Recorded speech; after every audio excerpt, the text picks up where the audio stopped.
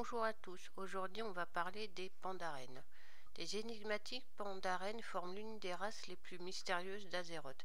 Les pandarènes viennent de l'empire pandarène dans les îles de la Pandarie. Il s'agit de pandas humanoïdes nourrissant un grand amour de la nature et des bières.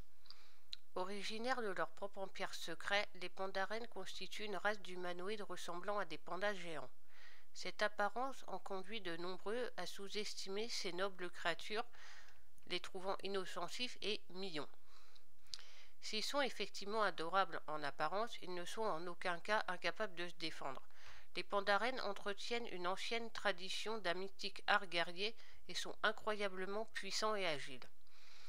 Le style traditionnel de combat pandarène repose sur une mobilité, une vitesse et une précision hors pair, ainsi qu'un don exceptionnel pour les acrobaties de combat.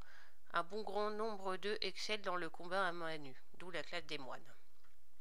Seuls les pandarènes sont en mesure de révéler les structures qui sous-entendent leur civilisation et leur société, mais l'on sait que l'alcool est un élément central. Tous les pandarènes sont connaisseurs en bière et en boissons plus fortes, leur conférant une affinité unique avec les nains de Forgefer, qui partagent la même passion. Une caste de moines pandarènes voyageurs nommés maîtres brasseurs compte parmi les plus respectés par leur culture. Quelques maîtres brasseurs ont été aperçus en Kalimdor en quête d'échantillons de nouveaux breuvages et d'ingrédients à ajouter à leur mixture. Les pandarènes sont nobles et aimables, entraînés au combat mais perpétuellement en quête de paix. La philosophie pandarène s'articule autour de la notion d'opposé, tout comme le yin et le yang, comme les hommes et les femmes, le calme et le chaos, l'être et le non-être. Ils possèdent un puissant lien d'empathie avec l'écosystème et poursuivent le but d'une paix universelle entre toutes les races et la nature.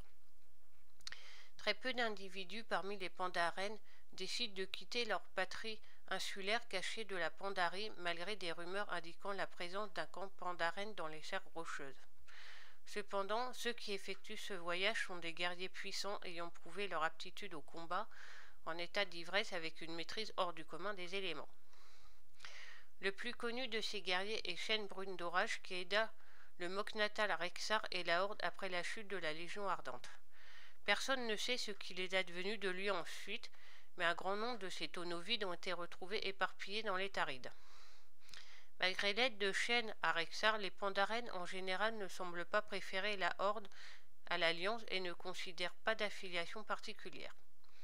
Même les races neutres comme les pandarènes voient leur vie rythmée aux événements des conflits au sein et en péripéties de leur monde.